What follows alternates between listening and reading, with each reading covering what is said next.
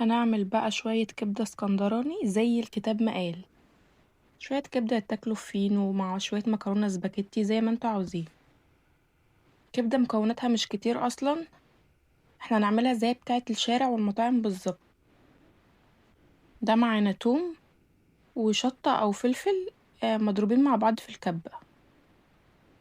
وبهاراتنا هنحط ملح وفلفل وشطة وكزبرة وكمون بس. هنحطهم على التوم والشطة ونقلبهم تقليبة كويسة كده عشان التتبيلة دي هتكمل معانا لآخر الوصفة خالص. ريحتها من غير ما تنزل على النار ولا اي حاجة لسه ريحتها خطيرة بصراحة. ناخد منها معلقة على الكبدة.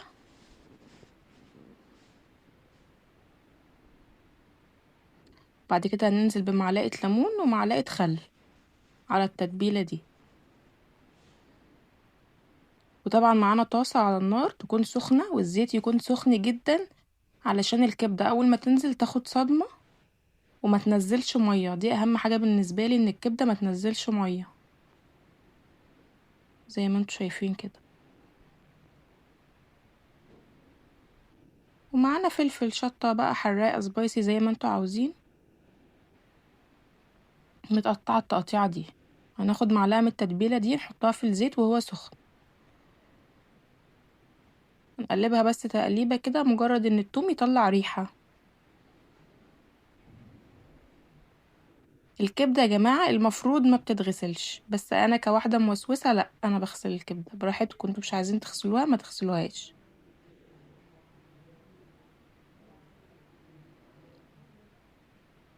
هننزل بالزيت كده،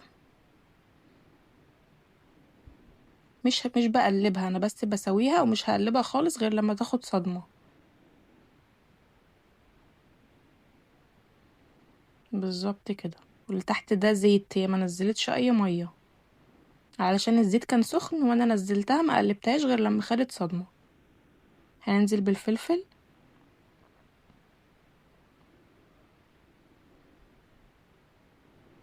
تقليبة في التانية. والكبدة ما بتقعدش كتير على النار علشان ما تشدش.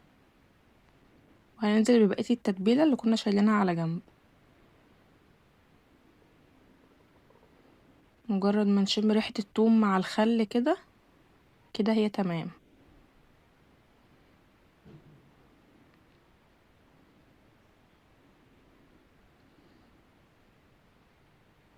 تقليبة في التانية، مش هتاخد سوا كتير على النار، هي ما بتقعدش اصلا كتير على النار.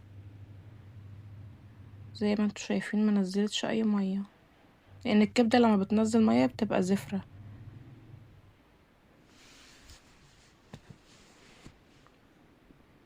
انا كده بالنسبة لي خلاص استوت. تقليبة بس ونرفعها من على النار خالص.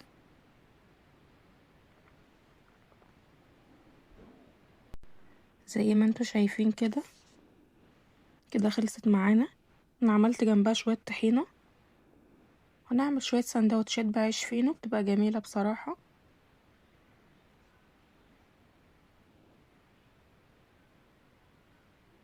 عاوزاكم تجربوها وتقولوا رأيكم في الكومنتات.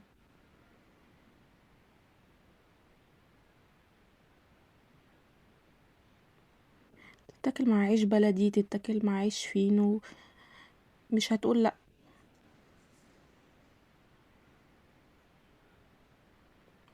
سندوتش كده مع معلقة الطحينة وودي.